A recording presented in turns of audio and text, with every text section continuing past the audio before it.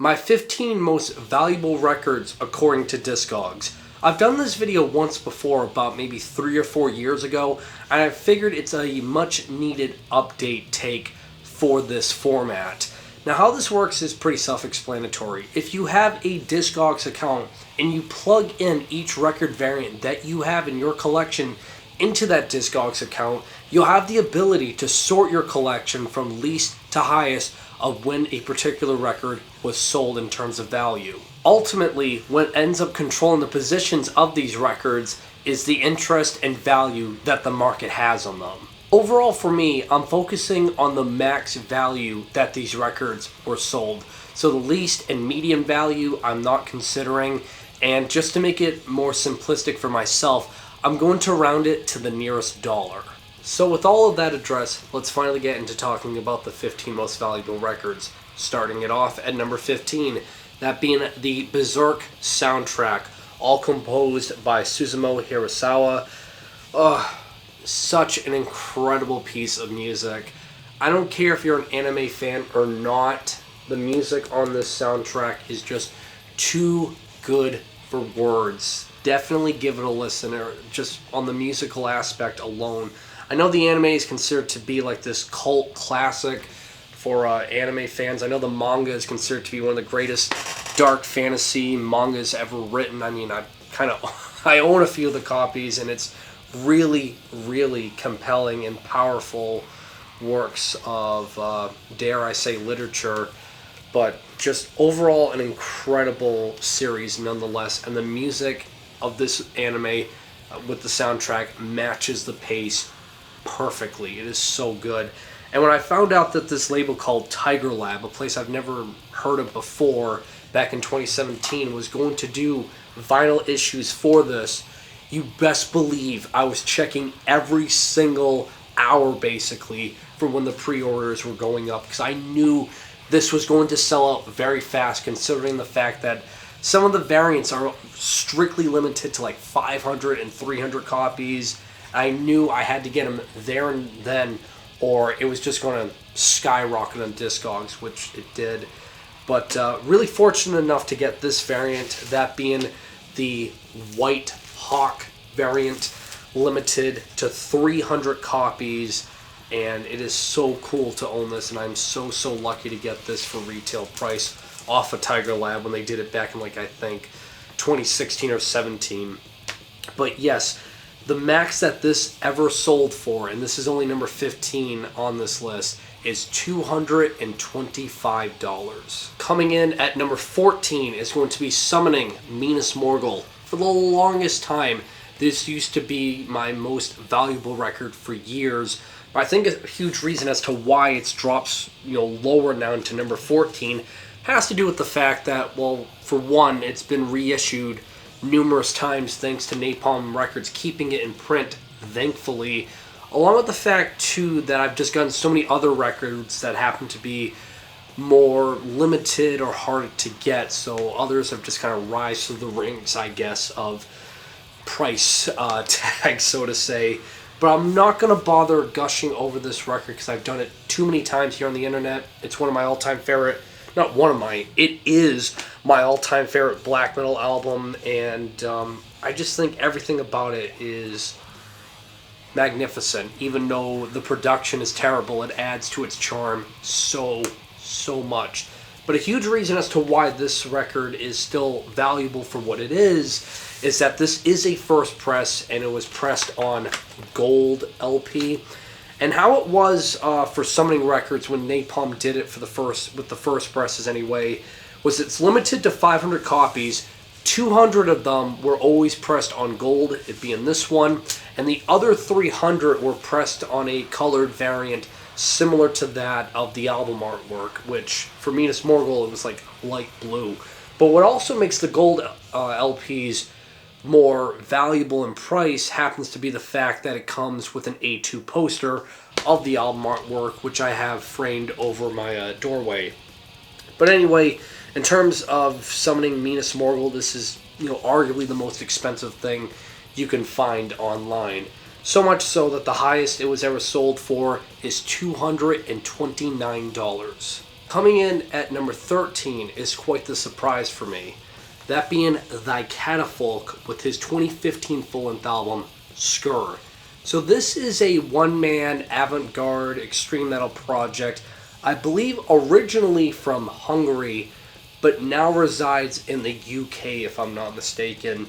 And I'm just so surprised that this is in this video, because I remember getting this record the day of its release date on Season of Mist, retail price, no problems whatsoever. And for the longest time, it was just kind of like a record that, was always readily available. Even though it's limited to 300 copies and it's hand numbered, I have, by the way, 288 out of 300 with its strict limitation. It was always like available on Discogs, or Season of Mist would have a few copies available. And I don't know if it's maybe because his newer records are gaining a bit more momentum, thus the sales are increasing and people are paying attention to it more, so thus his older material's in higher demand, which kind of makes sense considering the fact that Season of Mist just repressed a lot of his earlier material, which definitely need to get on. So maybe that's why there's more of like this interest to buy some of his back catalog. Regardless, I'm just really surprised that this, again, is in this video. But by the way, if you don't know Thy Catafalque, best way to summarize it is think of Arcturus, legendary avant-garde black metal band. If you don't know Arcturus, obviously check them out. But think of Arcturus's sound, but just more of like this thrashy kind of thrash metal element embedded within it. And that's basically the bulk of Thy Catafalque, and it is so fun to listen to, especially this album. But again, just surprised that it goes for quite the pretty penny. Skur. Last time I saw on Discogs, it sold for a maximum price of $246. Coming in 12th is a three-way tie between Nabla Viscaris, Portal of Eye, Obscuritatum, Vampire's Cacophony, and Unel Demolition. So these two don't surprise me because they're Go to Warwick's releases. And, I look back at my obsession with Go to Warwick's and how unhealthy it was, and how every fucking month I would go on video calls with what used to be my friends. Now they're not anymore, and I could give a shit about them. And we would just wait for hours until Go to Warwick's would announce the drop on its latest batch, buy up everything, repeatedly refreshing the page over and over again, and thinking that was just like so normal and okay to do. And I thankfully I don't do that anymore, because I have better things to do than hype up just a vinyl press of a black metal record. But I look back and I think, thankfully I did it for these records, because I still do enjoy Obscuritatum's Vampire's Cacophony. Just, obviously very Les Legions Noir inspired, Bosnian, from the Black Plague circle of just really raw, dismal, noisy, abrasive black metal, which, even though I'm not that obsessed with it anymore, I still have fondness replaying this record. And the Unel Demolition, because Unel has just aged like fine wine in my personal view. Excellent, excellent, excellent medieval-inspired black metal. If you love PES Noir, you'll absolutely adore Unel. And as for the Nabla Viscaris Portal of Eye, it's another band I kind of look back fondly, because I was never really big into progressive metal, but for some reason I really loved Nabla Viscaris, and I caught them live twice, and they were both great performances. But after the third record, I just stopped caring, to be honest with you. But the second time I saw them, I was just stunned that they had copies of Portal of Eye, and it's the first press put out through Welkin Records, which was extremely rare, and I think on their merch table they only had 2 copies left, and I was able to snag one of them right here. But yeah, all 3 of these I kind of just look back with fondness, but also kind of like shaking my head at the same time, oddly enough. But it's a 3-way tie, as I stated, and all 3 of these records, the maximum they sold for was $250 even. Coming in at number 11 is going to be Damar with their demo titled Triumph Through Spears of Sacrilege. I kid you not, when I originally got this, It was readily available on Discogs for $18. And with shipping and handling costs, it roughly came out to $23. I got this without breaking a sweat, and there were still copies readily available on Discogs. And I don't know if it's because people started paying more attention to this project or because of my big mouth making a video all about them. Which, by the way, it's not my goal to make videos that hopefully records will become harder to get and they'll go up in price on Discogs. That's not my goal here, but I'm just trying to understand as to why this costs so much now. But it's really, really difficult to get. And I got my copy like really easily for, again, $23 shipped. But originally put out through Nuclear War Now, it was a one and done press. This is the standard edition, and from my understanding, this is a die-hard. It comes on red with a patch, and that's even more difficult to get. But I was lucky enough just to get the standard edition of this. And yeah, from my understanding, all the members of this project have just gone like AWOL. No one knows what they're doing. So I guess it's quite difficult to get in contact with those people to have the rights to do a repress or anything like that. So for the time being, it's just a one and done pressing, and it's really difficult to come across this online. But as I stated, I guess I was in the right place at the right time to get this. The max it ever sold for is $256. Breaking into the top 10 now, at number 10, is going to be Abagore with their legendary full-length album, Knock Them In. Not much needs to be said here about this record. Did a video all about Abagore, and I am beyond lucky I own this because, believe it or not, I think I made a video like 5 years ago talking about my most wanted records in my wish list. And I believe one of my viewers saw that video and noticed I had Abagore's Knock Them In there, thinking, I'm never going to get it, but, you know, one can wish for it. And that individual messaged me telling me straight up that he would just mail this to me because he lost interest with owning this record free of charge. And I'm like, dude, you gotta be shitting me. At least let me pay for postage or something. You're just gonna give me Abagore's Knock Them In for nothing? I was dumbfounded, and I thought it was gonna be a prank, but lo and behold, when he shipped it to me, in that package was this record. And honestly, even looking at it now, I'm still in disbelief I have this. But from my understanding, Abagore doesn't really have any interest with doing represses, which fucking sucks for, you know, the everyday fan. Plus, there is still so much I don't have by them, especially their early material, which is just legendary and honestly, like some of the best black metal you'll ever hear. Debatably, Abagore is like the most consistent black metal band that ever existed, and really everything they've done, even their weakest material, is still worthy of buying. But anyway, I'm gushing over them and getting off topic here.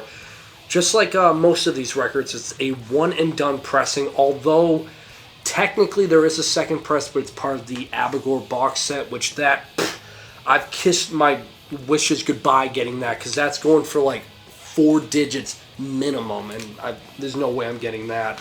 But the max that this ever sold for is $260. Reaching number 9 is a two-way tie between the Jak and Daxter soundtrack, all composed by Josh Mansell, and the third full-length album by Igor, Hallelujah. So I'll start it off with Igor. I got this record about a handful of years before Igor really blew up in the metal scene, and I say that because when Igor got signed to Metal Blade Records, his numbers and traffic skyrocketed, and I remember this so distinctly, and so many people were freaking out about it, being like, what's this? What's breakcore? And, you know, seeing all these metal fans being just like dumbfounded by a breakcore project, it was kind of adorable in a sense, because, man, there are such other wild breakcore projects out there that I doubt they even explored.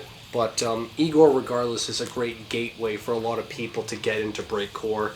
And before he was signed to Metal Blade, I believe of the 3 full-length albums, only 2 of them got LP presses. It was Hallelujah and Nostril, and I was lucky enough to get both of them first press on Discogs. I kid you not, for only $30, and they've skyrocketed since. Thankfully, however, and surprisingly, Nuclear Blast has repressed, I believe, those two records, exactly those two, Nostril and Hallelujah, which you can get for, retail price, and it's finally accessible, thankfully. But I was lucky enough to get the first presses put out through Ad Nauseam. It was limited to, I think, either 500 or 1,000 copies, and to showcase that, on the bottom right there you have the Ad Nauseam logo, if you can see that, and other components to showcase to you. It's the first press. It comes on clear LP. So just to let you know, this is the first press of this record, and I'm just going to put that back in there for now. As for the Jak and Daxter soundtrack, funny enough, how I found out about this was a few years back, because I'm just such a nerd for like early 2000s retro gaming, which 3D platformers like Jak and Daxter, Sly Cooper, and stuff like that. There was this Facebook group. I don't know how I found it, but it was a Facebook group dedicated to Jak and Daxter, and any news or jokes or memes would be posted there.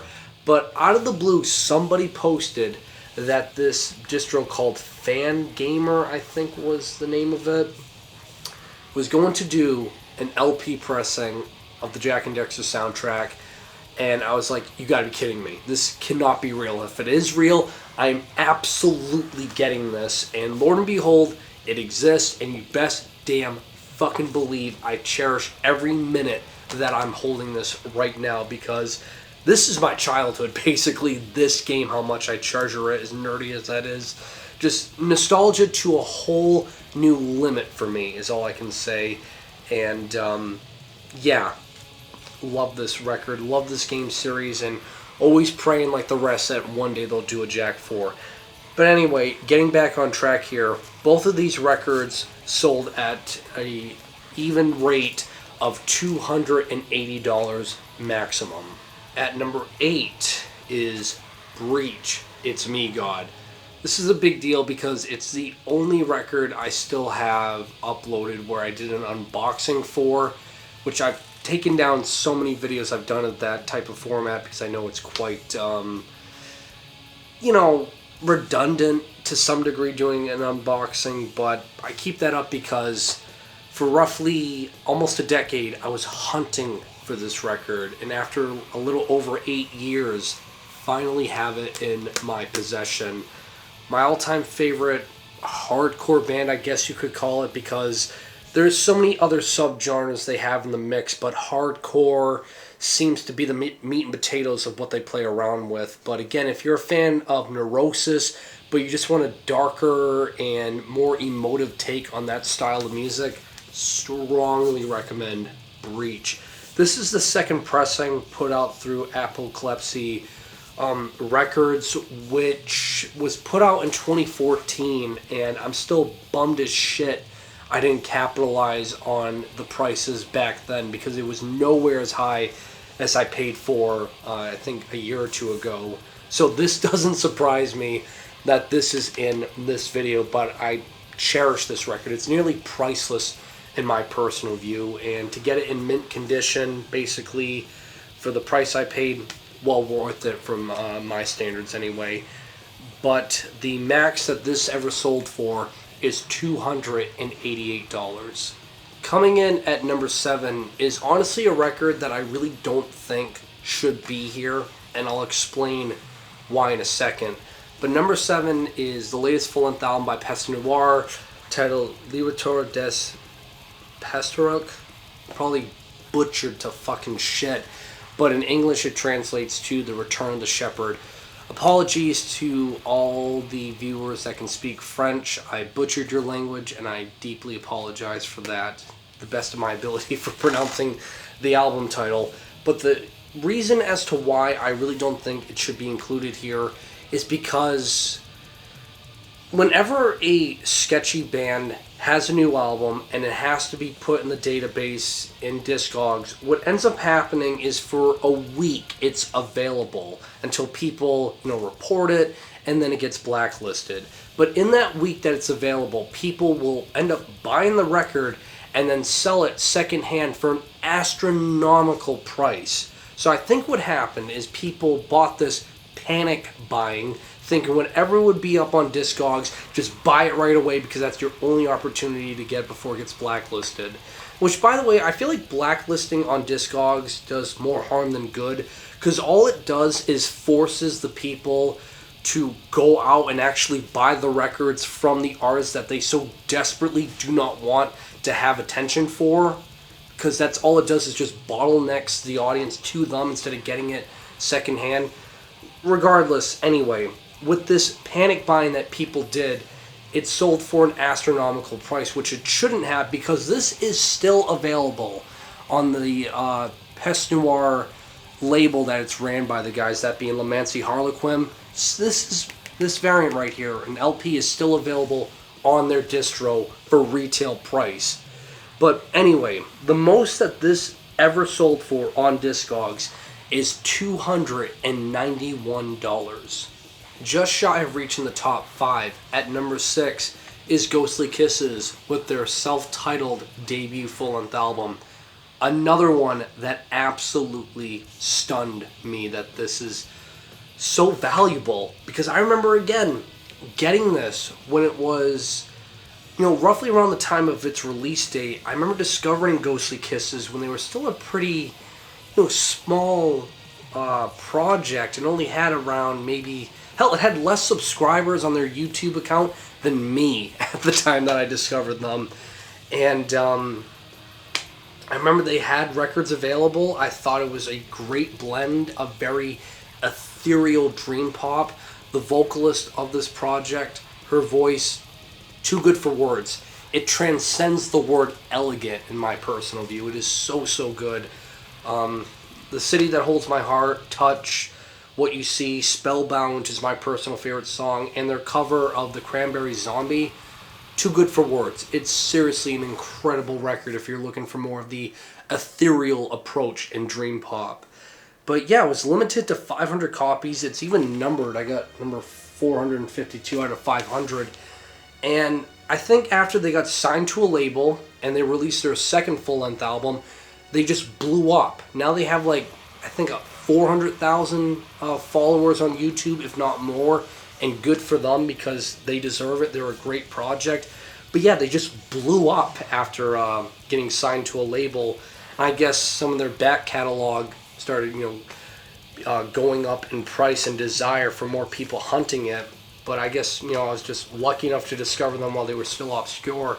And I state this because I got it retail for $20, and it's sold on Discogs for a maximum value of $308. Cracking into the top 5, at number 5 is Gran Bs Key, Mocking the Philanthropist. So just like what I said with the PES Noir record, I don't really feel like this should be included because people panic bought it, because this is the 2019 repress put through, I believe, Sinistare Records. And just like when even new releases or new represses are put up, for a week, it has to get reported and then it gets blacklisted. But in that window of a week, people will buy it, put it on Discogs for an astronomical price, and people will panic buy it. And with Gran Bs Key, same way, because basically everything on Gran Bs Key's discography gets blacklisted immediately. And I remember getting this from Sinistare, and again thinking as to why are they blacklisting it, because it just forces people to buy it from the distro that they so desperately do not want to have funds go towards. I don't really know. Sometimes Discogs really doesn't think things through. But regardless, this is the repress, and it's sold higher than the first press, which is crazy. But what makes this repress, I guess, a little bit more valuable is that it is the gold edition, limited to 100 copies. And I was astonished by how much it sold for maximum price, that being $317. At number 4 is a record that I honestly am still in disbelief that I own. I still can't believe that Ken, over at Ken's Death Metal Crypt, gave me this as a gift for my wedding, and the fact that I gave him a shout out and he felt like, you know, this record belongs in better hands than his. I'm still in disbelief, dude. I don't feel like I've ever really truly showcased how thankful I am for owning this, and I don't feel like I can ever, you know, tell you in words how just insane this is. But at number 4 is this Morbid December Moon. Oh my god. If you're a fan of extreme metal and you don't know what this is, just get out. Just get out. Seriously. This is an essential must-know for every fan who enjoys extreme metal. As I'm sure all of you know, this is Dead, his first band before he joined Mayhem.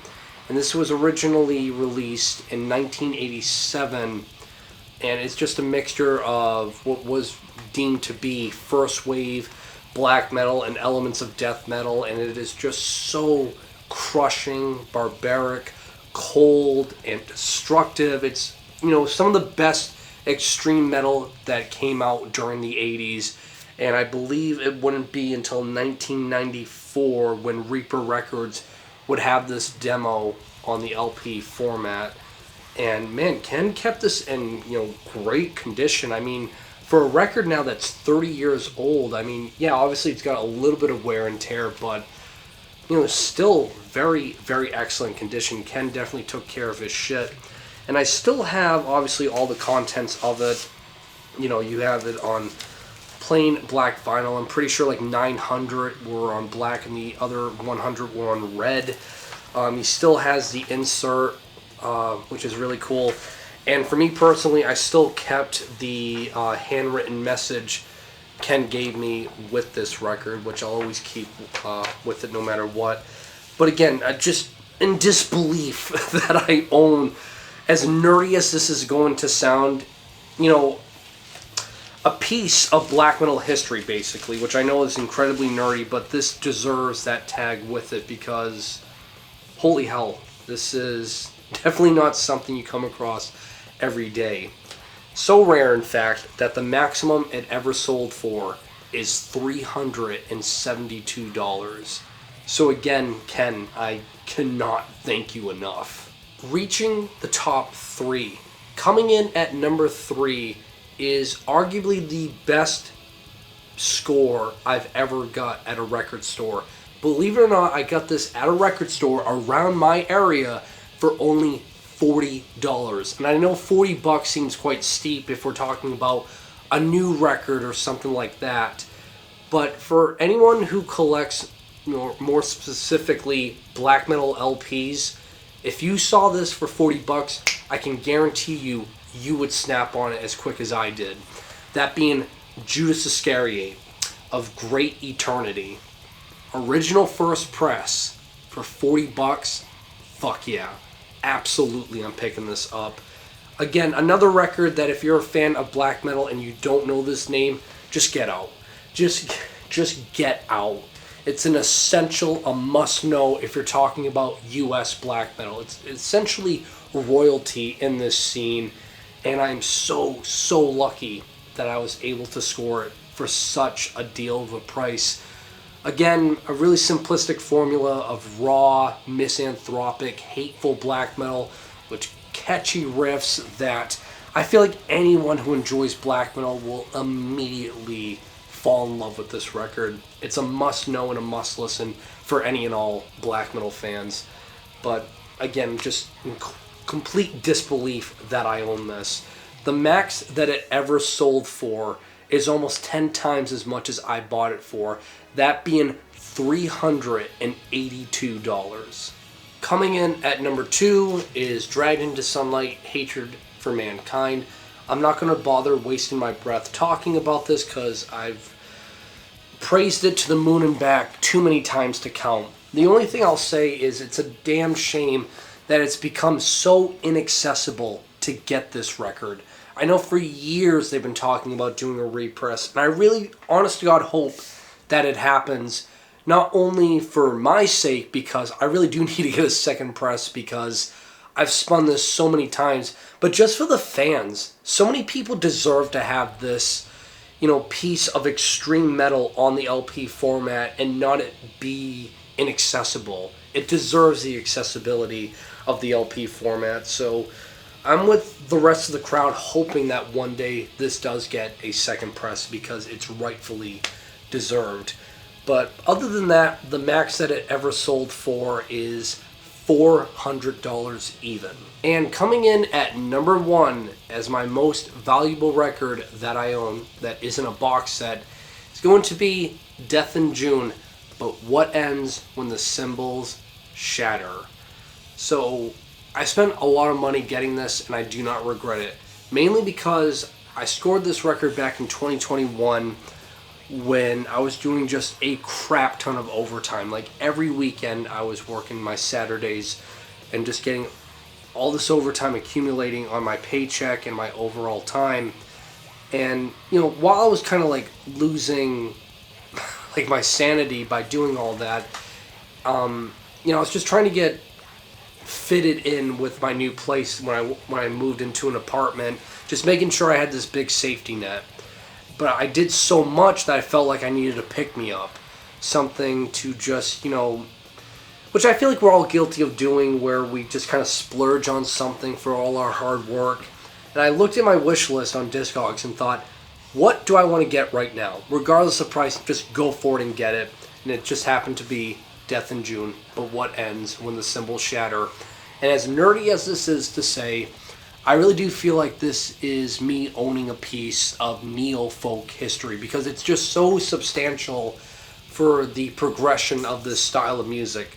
Death in June as a whole is substantial for neo-folk's existence, but when you listen to this album and hear songs like He's Disabled, Because of Him, Little Black Angel, Cuckoo Coo, This Is Not a Paradise, and the title track, But What Ends When the Cymbals Shatter, it's just masterfully crafted neo-folk tracks that everyone and anyone who wants to get into this style of music should know, and I'm so happy that I have this in my collection. And this just so happens to be an original 1992 first press. Pretty sure there was a repress put out in 97 and was like on purple marble, which by the way this is on black. But there weren't any copies available of the repress, so I just went for the long haul and got the first press, and I'm so glad that I did. Again, if you want to get into neo-folk, right here, this is all you really need to know.